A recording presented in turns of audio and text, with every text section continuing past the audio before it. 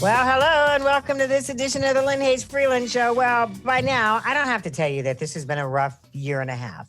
We're kind of coming out of what we've been through, but the realities are, if there's a group of women, people that have been most significantly affected by this pandemic, it is women. It is women of color. It is women of color with children, and then add in recovery. Yeah, that's a lot. That's a lot. But that's exactly what we're going to talk about today. Daynita Benjamin Miller is the CEO of Sojourner House. And you told me something else, executive director of Sojourner House, and I didn't write it all down, so I'll let you tell me the rest of it. I'm executive director of Sojourner House and Sojourner House Moms. Let's start right there. Tell folks what the house is and who the moms are. Okay, thank you. Sojourner House has been in existence since 1991. Actually, in October, we'll be celebrating our 30th year in business and our business in helping people live and saving lives. And Sojourner House is our treatment program, our inpatient substance use treatment program for women. They can bring 2 children with them under the age of 12. We have 14 units in one apartment building that's located in Garfield. Each woman and her child and her children are assigned to one apartment. They also are provided inpatient treatment, case management, free child care, and we also accept women who are on medication-assisted therapy. So that may mean a person who has an opioid dependency. So when we look at, and I just want to stay right where we are here for just a second, 30 years, this would have been a pretty novel approach. Would it not have been 30 years ago? Yes, it was 30 years ago. What happened in 1991, you had 6 community members, I believe, not just 6 community members, but even organizations that got together. Presbyterian Church was essential partner, Fox Chapel Presbyterian Church. They saw a need to help women heal from addiction, and they saw that women sometimes would refuse treatment if they could not be with their children. So it was important to keep that mom connected and that child connected while that person went through treatment. We know that reunification and keeping a family together works, because if you heal the mom, you can heal those who are connected to her.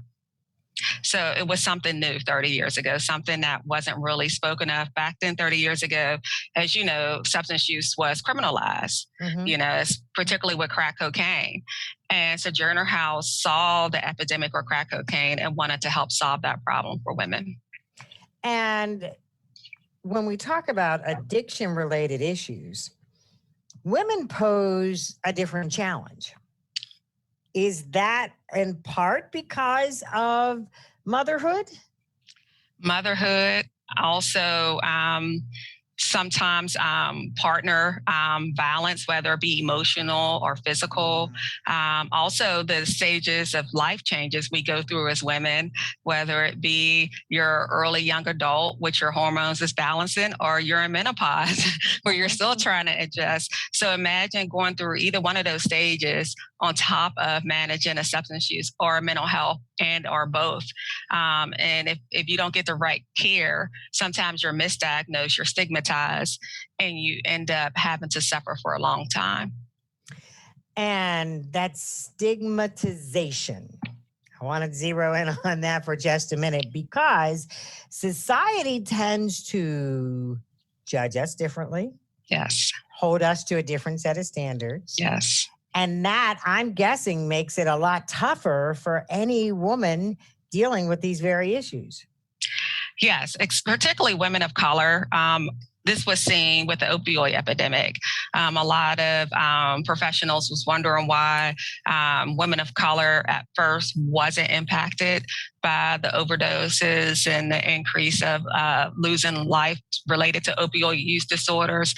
It was because of pain management. Oftentimes when women of color or people of color needed pain management therapy, they were often denied. I just even read a recent article where one woman went in for treatment, her wife went in for the same treatment, and her wife was Asian, and her partner was a Black woman, and the Black woman received less pain management or pain medication than her Asian wife, because of the stigma that Black women and Black people have a higher resiliency to pain. And oftentimes we are seen as being pathological, we are stigmatized. And with that, if we go to the doctors and we state that we're in pain or we need assistance, oftentimes we're overlooked or we're seen as dramatic.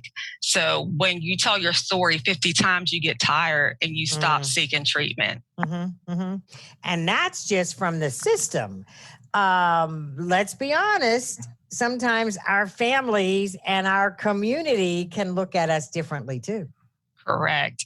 This whole resiliency thing, I always talk about resiliency being healthy and unhealthy, right? And that we're supposed to be strong, but sometimes we're strong beyond our threshold, which can often lead us to want to numb the pain, and then we end up using alcohol or maybe opioids or marijuana or crack cocaine just to hold the pain because we're afraid to speak up.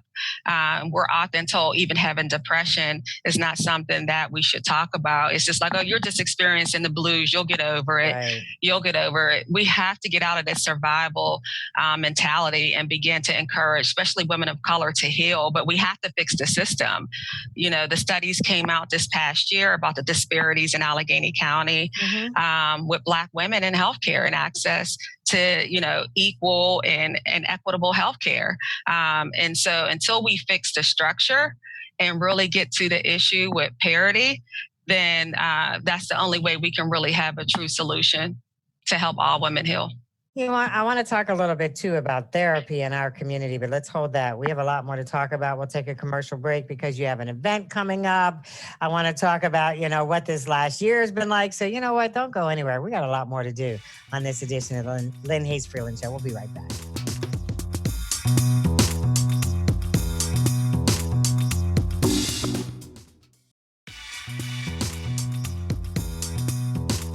We are back here on the Lynne Hayes Freeland Show. We're talking about a subject that actually has been in the news a lot, but not necessarily from the perspective that we are looking at it. Anita Benjamin Miller is the executive director of Sojourner House and Sojourner Moms. We're talking about women. We're talking about recovery. We're going to talk about a very special event, a fundraiser to support all this. But I want to pick up on something that we touched on in the last segment, and that is the ability to ask for help, to reach out for help. Traditionally in the Black community, we didn't do that. Are we seeing inroads there? Are we making progress there? I think we're making progress. I think that COVID had a lot of consequences for a lot of us. A lot of us lost loved ones. A lot of us had to adjust to life under a new set of circumstances. And I think with that happening, it really motivated Black and Brown people to reach out for help. There were oftentimes, I still work as a clinician outside of Sojourner House. Myself and Jessica Gurley, who's also a licensed clinical social worker, we held what we called a fall talk, because we both sit on the board for an organization called Transformation of Health for African American Women. And we hosted a free talk every other Saturday just to encourage Black and Brown parents, women to come out and talk about their mental health, to talk about things that they're struggling, whether it be parenting, adjusting to loss of income, even partner issues, because sometimes this is the first time you had to spend all day with your partner. And I know for me, it was an adjustment in the beginning.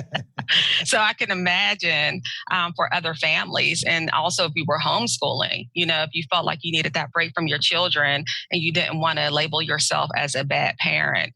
And oftentimes when someone reaches out for help, whether it's mental health or substance use, it's important for them to understand they're not crazy, they're not insane, and there's nothing wrong with receiving support from a therapist. I always say that the only abnormal thing is when you choose to live a lie every day. Living a lie every day can kill you from stress, even living a lie every day, numbing yourself with substances, living a lie every day with the mental health issues. If you're not really taking the steps to be vulnerable, to seek out support. A lot of us do understand. And we also explain that every one therapist is not one size fits all. So don't assume because you're receiving or you're getting help from an African American clinician that they really can relate to you culturally. We have this perception that we're all like a homogeneous group of people, and we're not. So I encourage individuals when they reach out for help to try out your therapist to make sure it's a fit. Yeah, like anything else. Like anything else. You wouldn't. Anything else. Right. If you were a size 8, but you were a size 14 dress, right? Yeah. Well. Right. But it's important, right, to provide the education so people understand it's okay to reach out for support. All right, so let's talk about Sojourner House. We talked about the fact that you're coming up on this 30-year anniversary, which is awesome. I'm guessing you'll come back in the fall to talk about that. But it obviously takes a lot of money to do this. Talk to me about, how do you get into the program? Are there women working? What does that look like? For our Sojourner House program, our treatment program, a woman can self-refer, or sometimes a referring agency will seek out services for that woman, sometimes CYF, because they want the parent and the child to stay together. CYF has been very focused on not so much punitive actions when a mother relapses or is experiencing addiction, but whether how can they really do what's best for the whole entire family system, because they do understand that it's a ripple effect. When you throw a pebble into the water, what happens? It ripples. And so if that woman is that pebble, it ripples to everything she's connected to. So you can just call directly to Sojourner House, 412-441-7783, hit the extension for intake services to get connected to care. For our Sojourner House Moms program, which is our housing program, most people know about Sojourner House. They don't know about Moms. Moms, we have over 30-something units of housing across Allegheny County. We have apartment buildings in Highland Park. We have 2 apartment buildings in Homewood, and we have several scattered sites. And the purpose of Moms is to help families, men and women, that are experiencing a substance use disorder, or have a behavioral health disorder or mental health disorder, and they have a history of chronic homelessness. That means they've been homeless for more than a year or have a history of being homeless for a year. They can call Allegheny Link and get a referral to our services. That is our permanent housing program. And we provide service coordination for the whole entire family. So during COVID, we had to scatter to make sure we had our IT infrastructure strong enough. So make sure that kids did not miss out on their education, to make sure that we can get support for the parents if they needed additional support because they was maybe still working, but their child was at home receiving education. And so for that program, they can stay with us 3 to 5 years, and they have their own apartment building. And we have a 1-year transitional housing program for women in recovery. They have to have 90 days clean time, and they can stay with us for a year, and they can bring 2 children with them as well into that program. So yeah, when you're talking about a year or 3 to 5 years, I mean, that is really a significant amount of time to really give a mom, a family, some stability, which often is just what they need. Yes. We're going to take a break. When we come back, we're going to talk about a tea. Yes. Why that tea is so important to everything we've just outlined. Yes. So you don't want to miss it. We'll be right back.